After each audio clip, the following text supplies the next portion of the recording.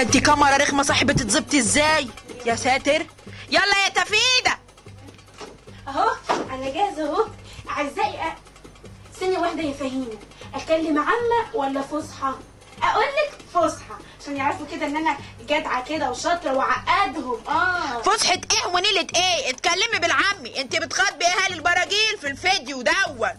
يلا جهزي. 1 4 7 اكشن. اعزائي اهالي البراجيل، برجول انا حبيت اتكلم معاكم النهارده عشان انا دايما بتكلم ليكم وعليكم.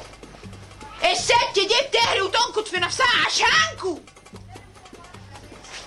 المهم انا جيت النهارده عشان قررت احل لكم مشكله الزباله. الا دي بقت مشكله هتقرف. كل واحده مننا كده تتجدع وتمسك مكنستها وتنزل تكنس الشارع تحت بيتها، ونحط الزباله عند ام عفاف. الا دي وليا انا ما بطيقهاش. نحط عندها الحاجات الكبيره للتجديد، اما ام ابتسام نحط عندها الحاجات اللي هي مش كبيره للتجديد، العضويه يعني كلها غازات سامه يكش تغور. المهم كده احنا خلصنا من الزباله اللي موجوده في الشارع. طب وزباله الالفاظ البذيئه يعني دي بقى هنتصدر لها. هنلغي اطفال الشوارع خالص من الشارع، امثالهم حسن وام ابتهال. لا يا ولية، انت بتقولي الكلام ده على مين؟ انا وليا يا وليا.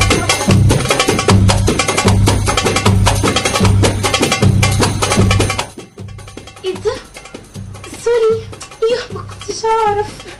المهم انا بقى هلغي اطفال الشوارع دول من الشارع خالص. قذافل موجود، قنابل موجود، مسدسات موجود، شباشب موجود. هلغيهم من حياتنا خالص، وبكده نعيش في حياه سليمه وهداءه لا فيها زباله الفاظ ولا زباله شكل. ويلا هخلي الحلول دي عالميه توصل للحاره اللي جنبنا كمان. استنوني بقى في الفيديو بارت 2. سيداب حلو يا فهيمه.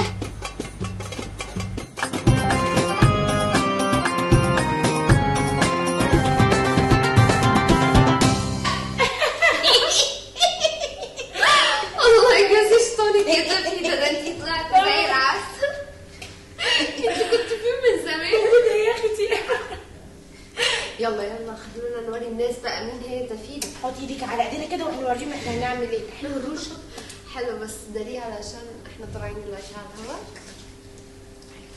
ستاند باي، اجهزوا. استنى ايه؟ استنى باي. هو جاي لسه. مساء الخير من القاهرة مساء. النهارده معانا حلقة خاصة جدا عن المرشحة الخاصة جدا تفيدة زرع النوى. اهلا بيكي. اهلا يا علي، ده بنورك، ربنا يخليكي ويرضيكي ويعليكي ويطرح بركه فيك ويصرك على مين يعليكي. يا اختي بدعي لها. الله يخليكي. ومساعدتها السيدة فهيمة. ازيك يا فهيمة؟ الله يخليكي. اهلا وسهلا. كلمينا شوية عن المغامرة والتحدي. بصي معلش يا اختي كده بس قبل الحديث بالراحه عليها، عشان دي عندها عقده من الكاميرا من وهي صغيره. جه واحد مسكها وكان عايز يعمل معاها حديث، اتاريه كان عايز يخطفها، فبلاش والنبي بالراحه عليها. والكاميرا عضتني في ايدي. معلش يا حبيبتي معلش. سلام. لا دي في عناية، ما تخافيش عليها يا فهيمة. كلمينا بقى عن المغامرة والتحدي يا تفيدة. لا مغامرة ولا تحدي يا حبيبتي، الحلول موجودة في كل حتة وفي كل بيت بس اللي يدور. فيديوهاتك اللي على اليوتيوب وعلى الفيسبوك قناتك شعبية ملهاش حصر. يمكن ده علشان اوجدتي حلول لمشاكل كلنا عايشين فيها. ده من فضل ربي يا استسوها. الفكرة انا اقول لك الفكرة. استني لو هنتكلم عن الفكرة والبداية يبقى نتكلم عن فهيمة اختي حبيبتي دراع اليمين وندرة الحنلة. انت بس يا اختي والله بحبك يا فهيمة. عاملة ايه دلوقتي؟ بكيت السلك كان تعبك قوي. كلمينا عن بداية يا فهيمة. انا لما عملت سيرش على اوبانا عرفت ان هو كان بادي من لحظة قصدك اوباما بتاع امريكا. اوباما هي مش سامعة اوبانا بالاس. معلش شكلك لسه جديده بس معلش احب اقول لك لا معلش ثانيه واحده بقى اتكلم ولا ايه؟ انا لما عملت سيرش على اوبانا عرفت ان هو كان بادي من تحت الصفر. فاحنا قلنا نقلده ونبدا من تحت الصفر عشان نمسك منصب مهم زيه، واحنا اقل منه في ايه يعني؟ عشان كده اخترت تفيدة واقنعتها بالموضوع. ما شاء الله عليكي، واضح ان عندك ابديت لكل الاخبار. عندها مترصص في البيت كوام كده على الكلام. ايه يا تفيدة تفهمي هي بتقول ايه؟ بتقول ايه؟ لا يا اختي ما بعملش دايت، هي اللي بتعمل. انت هتفضحيني ولا ايه؟ ايه الجديد اللي هتقدموه في البرنامج الانتخابي؟ بصي يا حبيبتي، احنا في التو واللحظه دي عندنا كتيب الستات شغالين ورانا ايديهم كده في اسنانهم كده 10 في ايديهم ورجليهم، اشتغلوا معانا يجيبوا لنا المعلومات والاخبار. هي مالها بتضحك ليه؟ في الشتاء عايمه قوي. بصي انا واكله توم. معلش هي مش توم، مش مساله توم، بس انا هتغابى. لا امسكيني يا تفيدة عشان بتعصب. لا معلش. كملي حضرتك. بس بيجيبوا لنا المعلومات والاخبار. عندك حاجه تانية عايزه تقوليها لنا؟ شعار الحملة بتاعكم كان ملفت قوي، جات لكم منين الفكرة؟ بصي بقى يا حبيبتي، لو على شعار الحمله انا اللي اكلمك عنه، لان انا اللي اخترت شعار الحمله. يس وي كان. يس وي كان. لا ده ما كانش برنامج بتقدمه.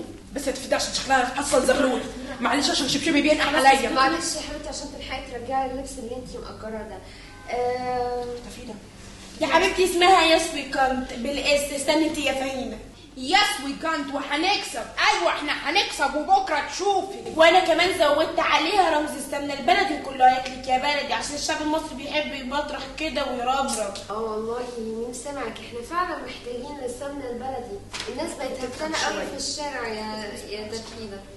طب بالمناسبه دي بقى كلمينا شويه عن غلاء الاسعار. انا مش عايزه اتكلم. معلش انا بقى ما ينرفزليش في حياتي غير اللي يطلع يا اختي يصوت ويجعر ويقول لك الدنيا بقت غاليه، الدنيا بقت مش عارفه ايه، ده انا جدي متجوز ببيضه ومليمين. هو في دلوقتي زي اللي كان موجود ايام جده؟ خليني ساكته بقى. اللي هو ايه بقى ان شاء الله؟ اللومعه دي والانفتاح والاستيراد والتصدير. المهم انا عايزه اقول لهم ان احنا بقينا في زمن غير الزمن ومكان غير المكان. بس ما ننكرش ان الغلاء بقى رهيب قوي، الناس هتجيب منين؟ بصي يا حبيبتي انا هقول لك، دلوقتي سواق التاكسي ده المثل بتاعك سواق التاكسي لما يلاقي البنزين زاد جنيه ولا 2 جنيه مش هيزود على البنديره جنيه ولا 2 جنيه، وساعتها بدل ما يدخل على اهله بنص كيلو جوافه معطبه يدخل عليهم ب3 كيلو موز. يا تفيدة دلوقتي انت واحده ان شاء الله لو كسبتي هتكوني حكومه. الحكومه دي مش المفروض اللي هي توفر للناس ابسط حقوقهم اللي هي الاكل مثلا؟ طب انا هقول لك بقى واتكلم بالمفتشر عشان انت خنقتيني وبقيت قافله منك. انا شايفه ان الشعب المصري ده بيخاف من الحسد. اهو انا اتكلمت اهو بقى وعلى عينك يا تاجر. كل واحد فيهم داكن على قلبه قد كده وبيخاف ويخمس. طب اقربها الوليه ام محروس كل ما اعمل جمعيه تبطرش عليا فيها وتدخل ب5 افراد. والله وتقبضها الاول وتطلع ان اهلي على تديني بقيت اقساط. طب بتجيبي الفلوس منين؟ بتجيبي الفلوس منين؟ انا ماليش دعوه بالناس. انا شايفه ان حكومتنا دي عامله زي روبن هود. عارفه ده وانت شكلك جاهله. روبن هود ده بيلم الفلوس من الناس ويوزعها تاني على الفقراء عشان دي ناس جدعه. بدل الحكومه هتعمل ايه ولا ايه؟ الحكومه برضه غلبانه يا اختي. كتر الف خيرها والله. انا كان نفسي السهره تكون اكتر من كده. انا في نهايه الحلقه بشكركم قوي قوي يعني، وبدعمكم وبجد بجد بطلب من كل المشاهدين يدعموكم. تصبحوا على خير. ممكن ثانيه نيجي ناخد معاكي صوره هنا يا حبيبتي؟ طبعا. يا فهيمه. اتفضلي اهلا وسهلا.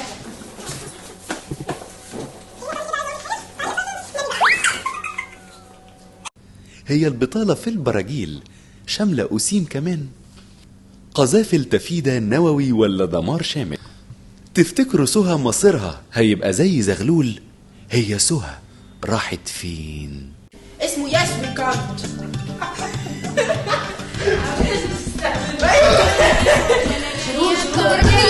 أبوابها وزي ما ترسى يس وي كانت شعاري وفكري على الله تحسوا بقيمة الفرصة كله يفوق لأنا جاية أدق ليها دق أبوابها وزي ما ترسى يس وي كانت شعاري وفكري